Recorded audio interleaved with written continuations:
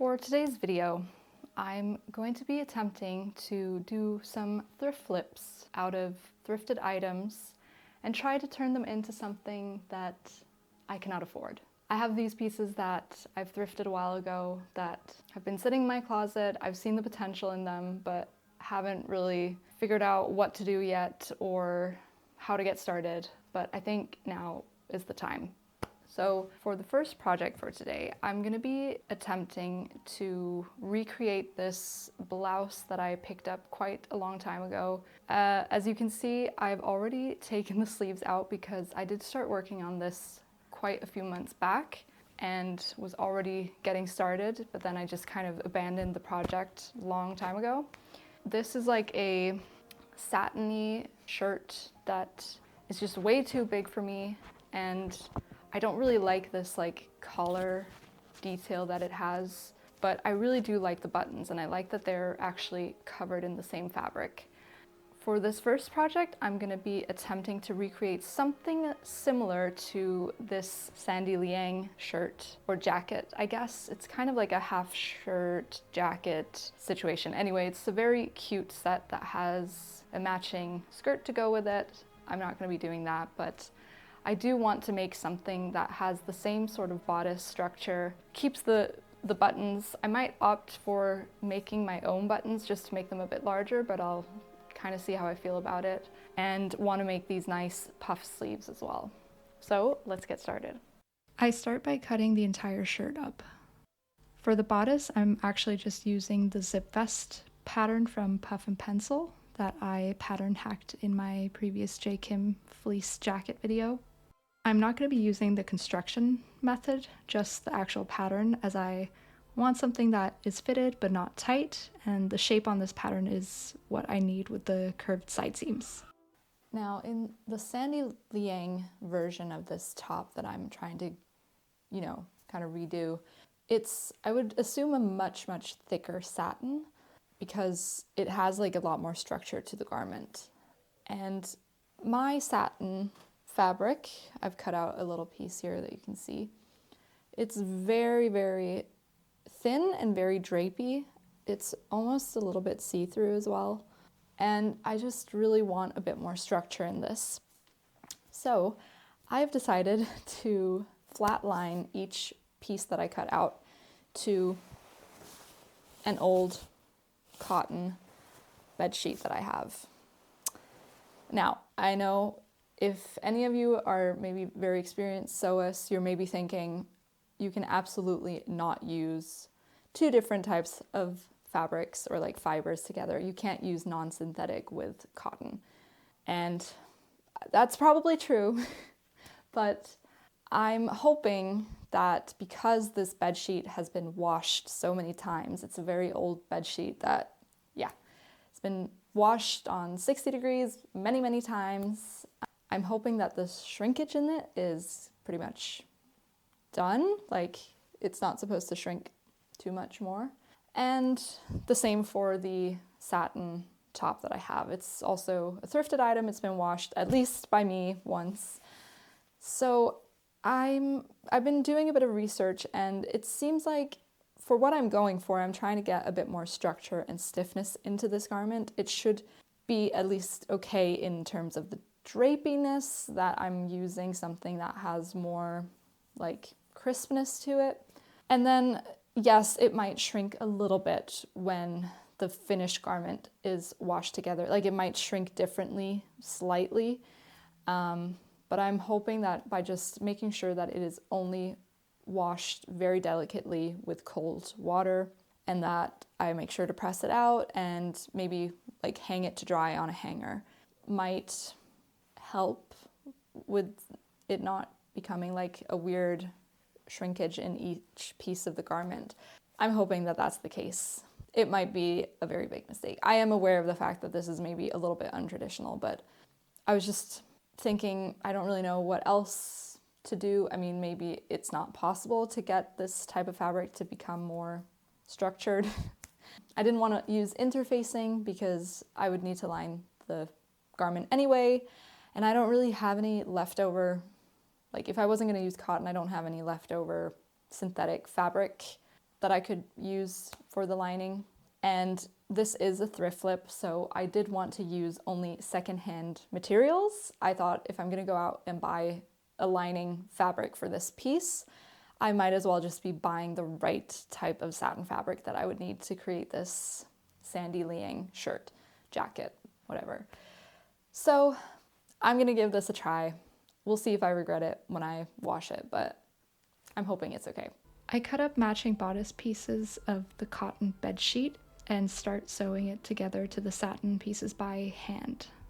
Flatlining these pieces together, I could only really sew them together in the sides as to not poke through the middle of the fabric.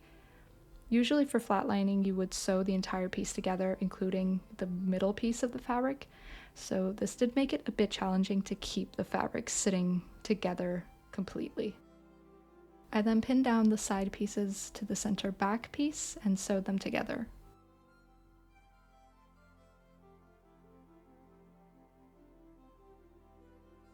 Then I could attach the center back pieces together.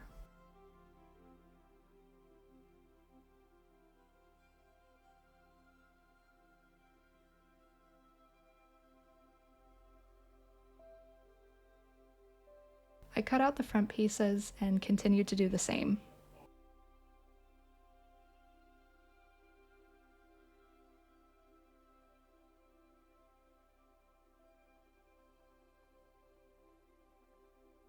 I could actually keep the front button plackets of the original shirt so that I could save myself that step in the end. Then for the cotton lining, I had to tuck in the raw edge where the button placket was, as this edge would not be finished off later. On the side with the buttonholes, I mapped out where these would be sitting on the cotton piece and then made the same size buttonholes.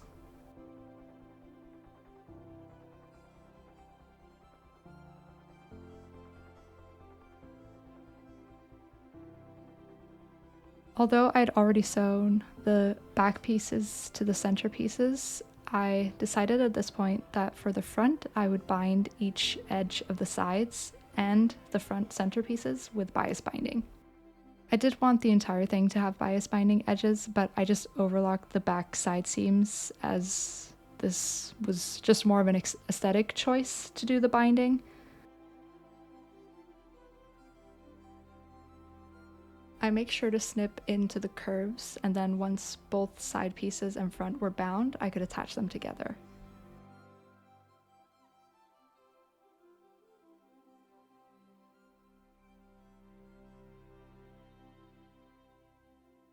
And then press out the seams.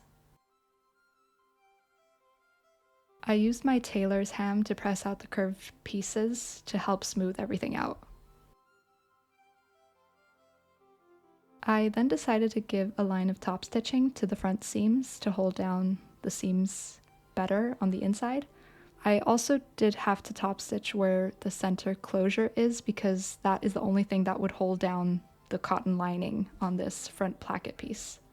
Then for the center back pieces, I finished that with a Hong Kong seam finish. First by sewing the bias binding to the right side of the seam, or the part of the seam that is facing up.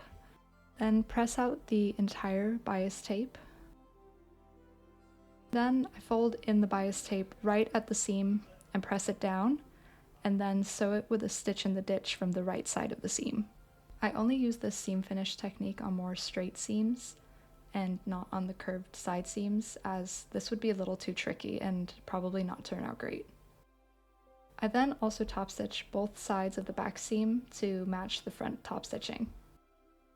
I can then attach the shoulders together. And then finish off the sides.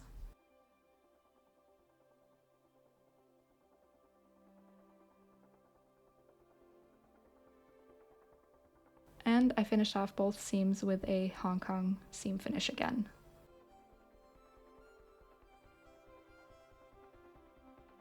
For the neckline, I added matching satin bias binding, which I first attached right sides together.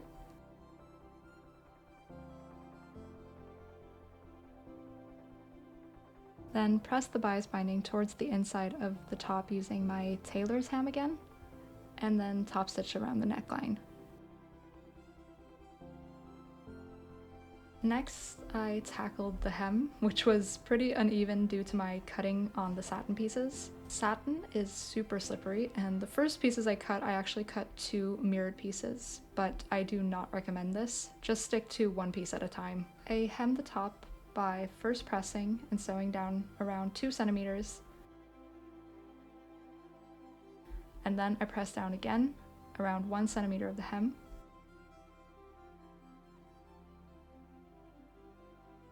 And lastly, I top stitched the hem as close to the bottom of the top as possible. Lastly, I needed to finish the sleeves. So I just took the entire sleeve from the original shirt and cut out a cotton lining piece to match the sleeve shape. I then cut to the length of the sleeve that I wanted, and then got to hand sewing the cotton and satin pieces together. Next, I sewed 2 lines of basting stitches to the top of the sleeve so that I could gather up the sleeve to create a nice puff. I then sewed the sleeve pieces together, and for this edge I just overlocked it, and then could attach it to the sleeve where I also just used an overlocking stitch. Then for the cuff of the sleeve, I used more silk bias binding to attach first to the outside of the sleeve, then fold in the bias binding towards the inside and press down, and then top stitched around the cuff of the sleeve. And then we're done. Alright, the shirt is done, and unfortunately, I think that this is a little bit of a failed project because of the stitching mostly. But I think it's also okay to show when something doesn't work. And I think that sewing with satin was maybe just a little bit out of my expertise or out of my skill level. I've only been sewing for about a little over a year, so I would say I'm still fairly new. So yeah, this was maybe just a little bit out of my skill level. But that's okay. I think it's also good to show and good to learn from your mistakes, and you can see what mistakes I made. So I think the main thing that is wrong with this shirt, jacket, whatever you want to call it, is the stitch length and the tension that I used. The stitch length was just way too short. Now I had actually set my stitch tension to about a 3, which I think is okay, but I hadn't thought about setting my stitch length, that you need to set it to a much longer stitch length. So I was actually sewing, like the whole piece that I've sewn together is sewn with like a 2.5, and I mean, that is way too short. You should probably be doing it with minimum 3.5 stitch length. So the seams are just like pulling way too much. That's why there's so much pulling on the side seams. I think the back is actually the worst. The other problem is also I was using a very small stitch length on my top stitching. I think the top stitching was maybe just a mistake altogether, but I was using a 2.5 stitch length in top stitching, and it was just pulling so much on the seams that I did end up trying to unpick some of it, but it's really tricky to unpick very small stitches on satin because I did a few times end up accidentally nipping into the actual threads in the fabric and just made it look even more messy. So I did actually have to, like the top stitching that I unpicked, I did do that on the front and on the back center seam, but I couldn't just leave it at that. I had to go in and top stitch it again because there were so many places that just ended up looking super messy. I did top stitch it the second time with a 3.5 stitch length, but even that, I think maybe you should go up to a 4. So it just, yeah, it's looking a little bit not so great in the seams. And then I think the second mistake was probably using this cotton lining. It was a bit of an experiment. I did just want to try. I knew that there was a possibility that it wasn't going to work, but I think when I was cutting out the satin pieces, I was maybe being a little bit lax, although I do feel like I tried to do my best, but as I mentioned, like the first piece that I cut out 2 mirrored pieces. I just shouldn't have done that because it made it super uneven. And I think that just like the tension of the cotton with the satin, it's just kind of pulling it in weird directions. Yeah, and then also the fact that I couldn't flatline it completely because of course I didn't want to stitch into the front of the fabric. Satin is just way too delicate for that. So I couldn't really attach the pieces, like the cotton and the satin, together properly, which also is making it pull kind of weirdly. So yeah, but I just wanted to show this is how it turned out. Not my best work, I will say, but that's okay. I did learn from this, and I hope maybe someone else can learn from my mistakes as well. Hopefully my second project will be a bit more of a success. For the second project, I know that I have done already a few projects by now that are inspired by J.Kim, but I am obsessed with J.Kim as a designer and her designs. So I am again attempting to recreate a J.Kim inspired look. I have this old t-shirt that is just very unflattering in the fit and not really anything special. What I do love about it is the color though. I feel like it's a very bright, fun, unique color. I'm gonna be trying to do another little flower cutout as I did in one of my previous videos where I made a J.Kim inspired fleece jacket. I had this flower cut out detail on the sleeves. And I'm gonna try and incorporate that same sort of design into, I think, the center of the t-shirt and maybe add a few extra design elements or extra details into this t-shirt. So let's get started. So I'm starting off this project, which is a lot more simple than the last one, with first cutting the sleeves off and then cutting up the side seams. I then folded the shirt in half, pressed it out,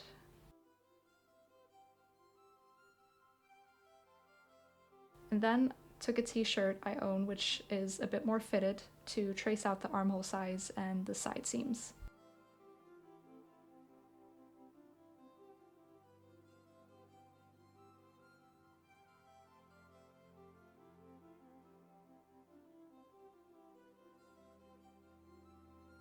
I then also placed out the t-shirt on the table and then cut around the t-shirt I was using as a guide to just make sure that it was looking correct. Then I pinned the sides together and sewed with a zigzag stitch, followed by an overlocking stitch on the raw edges.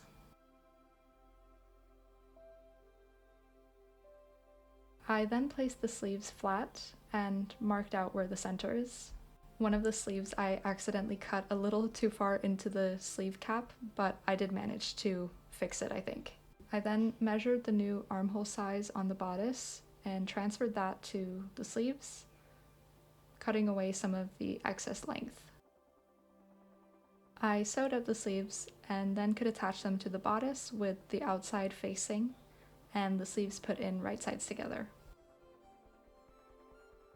Now for the flower cutout, I used the same method and tracing paper as I did for my J.Kim inspired jacket in one of my previous videos. I made the flower slightly smaller this time and just traced around with the same size petal cut out. I then traced that onto the middle of the shirt. Most of J.Kim's petal t-shirts have multiple flower cutouts, but I want something a little bit more versatile and something I can use for multiple occasions, so I went on the more conservative side of showing a little less skin, and I'm just going for one flower cutout. The color combo I'm going for was very much inspired by this Chanel top that I saw on Pinterest. I just love the bright blue and red contrast and figured I had the perfect shade of blue in this t-shirt that I'm using, so I'm very happy to be utilizing this red bias binding. So I attached a strip of red stretch bias binding to the inside of the petal cutout. Very important to mention that this is stretch. For these pieces, I'm opting for some Gutermann Mariflex thread, which actually makes it possible to sew with a straight stitch on stretch fabric because it stretches with the fabric. So I can sew the pieces down with a straight stitch, which is nice. For the first bias piece, I'm leaving the last inch or so not sewn down, so it'll be easier to close off all the petals in the end.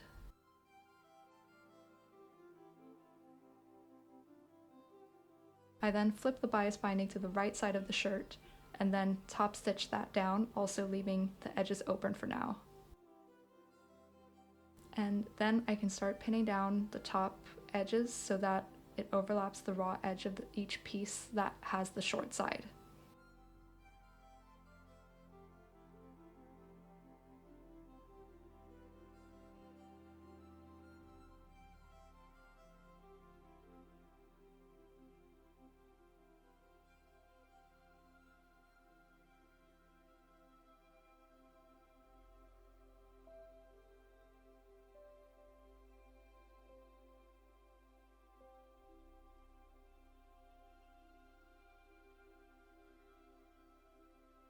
Once this is all done, I can tie them together.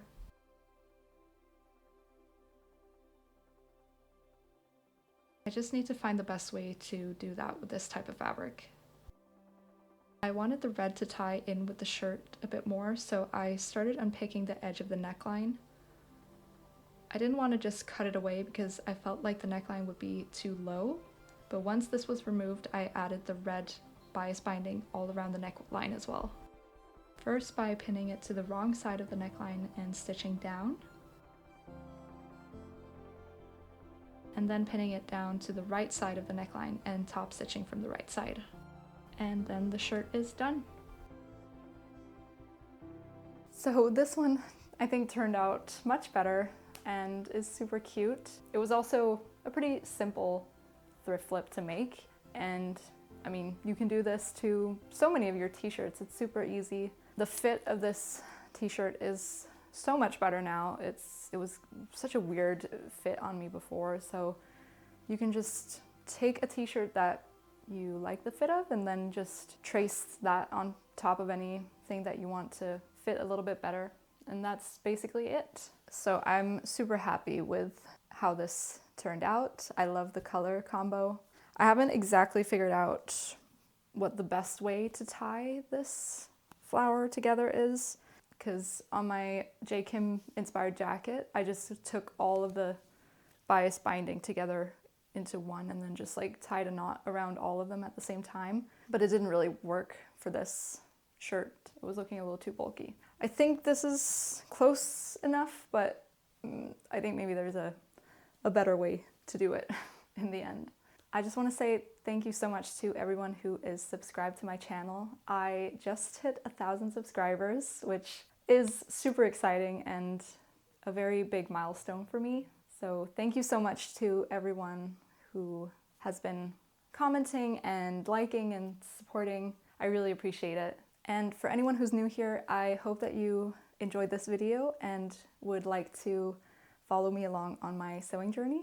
And let me know in the comments what you think of these two makes. And I'll see you in my next one. Bye!